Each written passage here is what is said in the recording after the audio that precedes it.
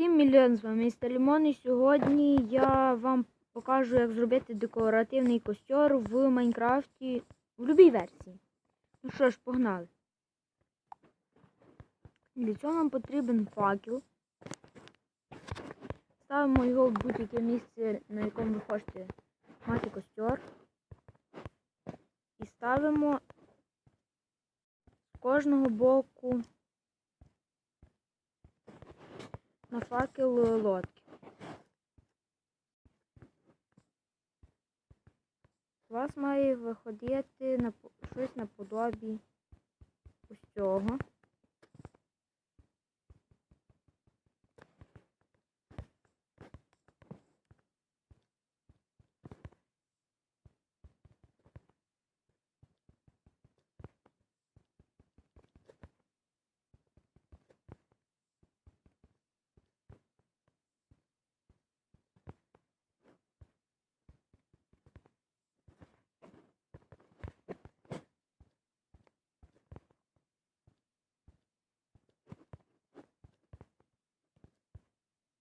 Так.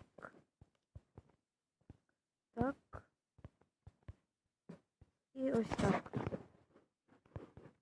І у нас вийде щось таке. Ну, ще можна взяти сходинки. Так. Наприклад, дерев'яні.